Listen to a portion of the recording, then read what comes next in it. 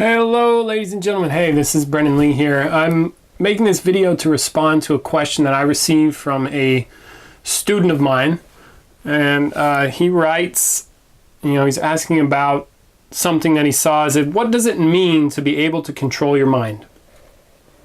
I saw the YouTube upload, posted a link from Peter Ralston, where he talks about controlling your mind. And it suggests that controlling your mind is not thinking thoughts. Is there more to it? What does it mean to truly master your mind? How does one go about mastering one's mind? Cool. So there's the questions. So what does it mean to be able to control your mind? Well, in my experience working with myself so far, and also working with Peter Ralston, controlling the mind, like what he would say is controlling the mind is more about what you don't think and less about what you do think. So let me explain. It's not like mind control. In this case, it's some sort of like woo-woo, I'm going to control your mind. It's like, no, it's about you mastering and controlling your own mind. Like, can you notice? You can notice that sometimes when you're doing work or when you do, like, it shows up for me personally a lot in training martial arts. If my mind starts thinking certain thoughts, it can run down roads, very automatic roads that I don't really have control over, where, I might be, for example, I might be in the martial arts, I'll be seeking some sort of result. And so when I'm in the process of training a technique, I will train the technique, but my mind it'll jump ahead to the results of the technique rather than staying with the process, you see, because in my greedy aspect, it's like I want to get the result. So my mind goes there automatically. And what that does, you see, is separates me from the interaction itself. So in this case, not controlling my mind puts me in a framework or thinking thoughts or having an experience that does not allow me to be effective at the technique. It actually wrecks the technique for me because I jump ahead, and then my body follows my mind and it aligns to what I'm thinking ahead is the result rather than with the process, if that makes sense. You see, so this is one small example of my mind not being under control, and it separates me from the present moment, which destroys my ability to accomplish a certain task. You see, so controlling the mind would be like, okay, my mind wants to go here. No, I stay here. It wants to go here. No, I stay here. So that my mind is not acting as if on its own volition, even though it's me doing it all. It's just that automatic part that I've trained up so much that it'll automatically go to result, automatically go to result. And to control that would look like, no, stay here, for example. Or a mind, and I think this is starting to get into like, how does one master one's mind? Well, usually people are slaves to their mind. Like whatever happens, whatever pops into their head or whatever emotional state they're having, people tend to hold that as caused by some sort of outside circumstance. Well, you caused me to think this way, or you caused me to feel this way, or have this emotion, or have this sensation. And controlling your mind would look like, you just say mastering one's mind would look like, oh, that emotion wants to go. Nope, I'll change it to this emotion. Fear comes up, I'll stop being afraid. Anger comes up, I don't have to do anger.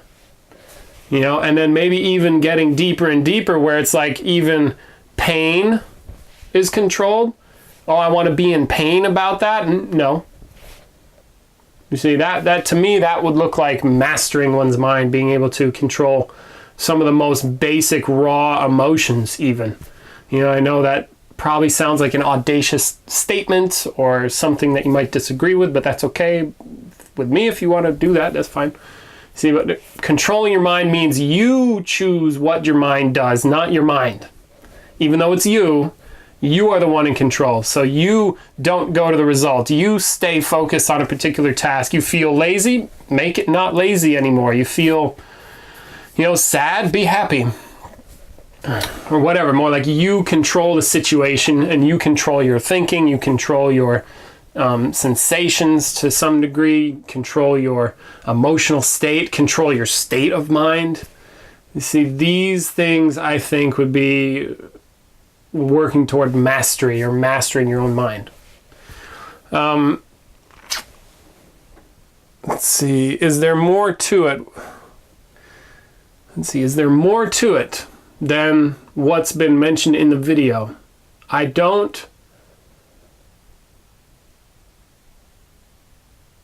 think probably the more to it would be putting in the amount of work that it would take for you to be able to actually control your mind, or becoming conscious enough so that you can see where it is that you're doing certain things that happen in your mind that then would allow you that power and possibility. See, I think that's probably the more to it, is the hard work or the investigation or the consciousness or the awareness that it would take for you to be aware of the places of your mind where you are out of control and regaining some form of control, or being able to control in the first place. I think that's probably what's missing, likely. People often want an easy fix to their problems, and there are some problems that there is just no easy fix, or even skills. Like people, I know definitely for myself, I've seen that where, oh, I want to have this skill, I just want to get it quickly, I just want to get it overnight, and it just, the real bitch of it is, as far as I could tell so far, there is no easy way for some things. Some things you have to put in time and hours, lots of hours of work, and it doesn't have to take hours of work, but certain things it really does. Like mastering something really takes a lot of time. So mastering your mind likely is the same. I know I've done a crap load of work on my own self, and it's staggering, the amount of work that it actually takes. So if you're not willing to do that, just consider that's perhaps what's missing, is knowing that you need to, in essence, get off your ass and do something about it. Otherwise, it ain't gonna happen. And that's just the truth. How does one go about mastering one's mind? Well, first of all, I guess I would start, you could do some exercises. For example, we have one exercise, we call it waiting with an object. And what you do, and the way this exercise works, you get an object. We often use a marble here for whatever reason, but you can do anything, a pencil, a paper clip, or something, just simple object. And then you sit and you be with the object without thinking. And with no emotions, nothing coming up. You don't think, you don't feel about it. You just sit and be with the object, with no future, no past, not trying to get anything out of it, not trying to go anywhere, not trying to resolve anything, just being here and now with an object. And you just sit and you wait. And maybe do that, I would say, if you're just starting out, just do 5 minutes a day. And you'll start to see right away how much crap your mind will do about that. You see, like, it'll also be talking, like internal dialogue. I think that's probably one simple exercise that really covers the whole range of starting down that path of mastering and controlling your mind, because you're going to sit there and not do anything with your mind. So no talking to yourself, no thinking, no feeling, no past or future. You're just there, present, bam, waiting with the object. And then that's it. You just stay. And so the goal is to stay, and you'll see that your mind will not want to do that. And it will force you to, one, start to recognize what's going on with your mind, and then two, you're going to start to try to control it, kind of like like a wild horse or something like that, just wants to run free. Or other disciplines I've heard it say monkey mind, or whatever, that busy, chattery mind, or, whatever you call it. It's just the activity that occurs. It's not simply being here. That mental mind activity, that's what you're going to put the kibosh on. You're going to cut it out in that exercise. So it's called waiting with an object.